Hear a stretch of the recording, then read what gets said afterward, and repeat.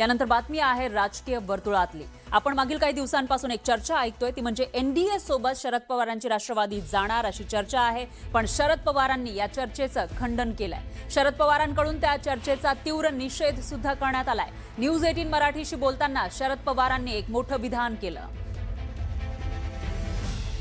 मागील काही दिवसांपासून ही चर्चा सुरू झालेली होती, ज्या पद्धतीने शिवसेना युबीटी मधले काही खासदार हे एनडीए सोबत असलेल्या शिवसेनेमध्ये सामील झाले, तसंच शरद पवारांचा पक्ष सुद्धा त्यांची राष्ट्रवादी फुटणार अशी चर्चा रंगलेली होती। आणि त्यावरून आता शरद पवारांची पहिली प्रतिक्रिया समोर आलेली आहे। त्या चर्चांचं त्यांनी खंडन केलेलं आहे आणि एनडीए सोबत जाण्याची चर्चा जी आहे त्यावरून त्यांनी तीव्र निषेध सुद्धा व्यक्त केलाय। तर काही वेळापूर्वीच त्यांच्याशी बातचीत करण्यात आलेली आहे, आपण ऐकूया। थोडी स्पष्टता येणं खूप गरजेचं आहे की पक्षाच्या मनात नेमकं काय आहे आणि पक्षाच्या अंतर्गत नेमकं काय आहे, काय सुरू आहे, खरंच एनडीएच्या सोबत जाण्याचा काही विचार आहे का?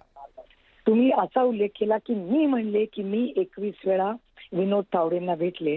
तुम्हाला थोडीशी माहिती देते की या देशामध्ये एक संसद आहे, त्या संसदेमध्ये पार्लमेंट आहे, संसद भवन आहे, त्याच्यामध्ये जॉईंट पार्लमेंटरी कमिटीज असतात।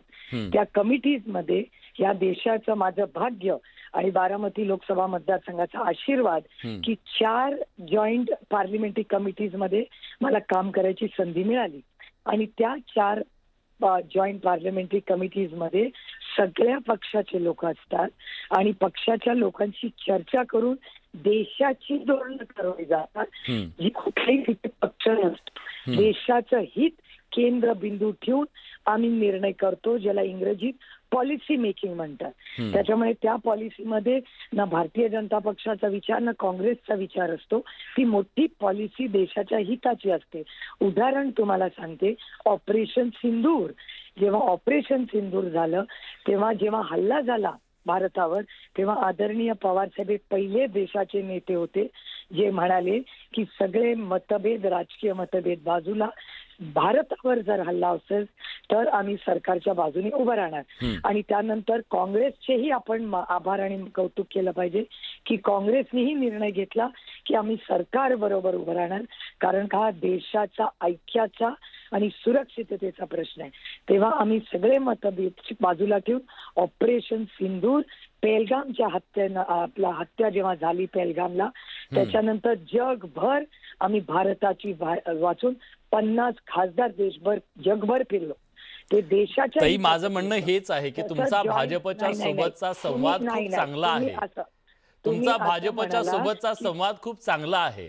मी हेच माझा सगळ्यांशी संवाद चांगला आहे, कारण का मी लोकशाहीवर विश्वास ठेवणारी आणि भारतरत्न डॉक्टर बाबासाहेब आंबेडकरांच्या संविधानावर प्रेम करणारी, निष्ठा करणारी एक भारतीय नागरिक आहे।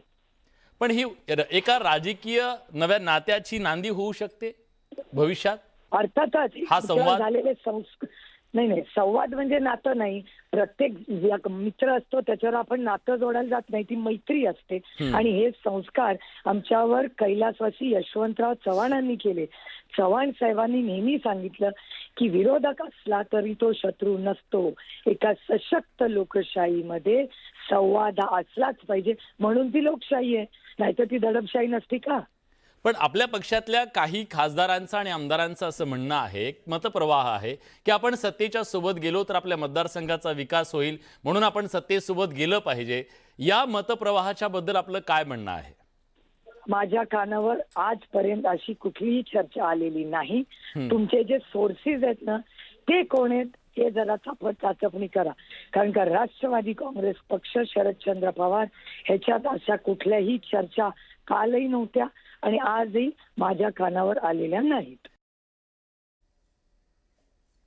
तर आपण ऐकलेलं आहे कशा पद्धतीने सुप्रिया सुळे यांची ही प्रतिक्रिया आली आहे, त्यांनी एक प्रकारे खंडन केलं आहे। आणि यावरच अधिक माहितीसाठी आपल्या प्रतिनिधी प्रणाली कापसे आपल्यासोबत जोडल्या गेल्या आहेत। प्रणाली, आपण बघतोय की चर्चा तर जोरदार सुरू आहेत, वरिष्ठ सूत्रांकडून माहिती सुद्धा मिळते, मात्र जे मोठे नेते आहेत शरद पवारांचे राष्ट्रवादीचे, ते कुठेतरी याला नकार देताना दिसून येत आहेत आणि खंडन करताना दिसत आहेत। काय अपडेट्स आहेत, पडद्यामागे काय घडतंय? आपण जर बघितलं तर एकूण आत्ताच्या घडीला ही न्यूज 18 मराठीला स्वतः शरदचंद्र पवार यांनी फोन करून असं सांगितलंय. त्यांनी या सगळ्या बातम्यांचं खंडन केलेलं आहे. सोबतच त्यांनी असं सांगितलं की काही लोक ठरवून सुपारी घेतल्यासारख्या अशा पद्धतीच्या गोष्टी ज्या आहेत ते पसरवतायत. मी या सगळ्या बातम्यांचा निषेध करतो. माझ्यापर्यंत अशा कुठल्याही चर्चा या आलेल्या नाही. मी कुणाशीही चर्चा करायला गेलेलो नाही असं सुद्धा त्यांनी न्यूज 18 मराठीशी बोलताना सांगितलेलं आहे. आणि त्यामुळे कुठे ना कुठे एकूण या ज्या बातम्या सकाळपासून ज्या चालतायत किंवा ज्या वरिष्ठ सूत्रांनी आपल्याला जी माहिती दिली आहे त्या माहितीचं खंडन हे स्वतः शरदचंद्र पवार यांनी केलेलं आहे. सुप्रिया सुळे यांनी सुद्धा त्याच पद्धतीचं खंडन या ठिकाणी केलेलं आपल्याला बघायला मिळतंय. तरीही राष्ट्रवादीतले इतर जे नेते आहेत त्यांच्या मात्र अशा काही बैठका सुरू असल्याच्या किंवा बैठका झाल्याची आपल्याला ठोस माहिती आहे.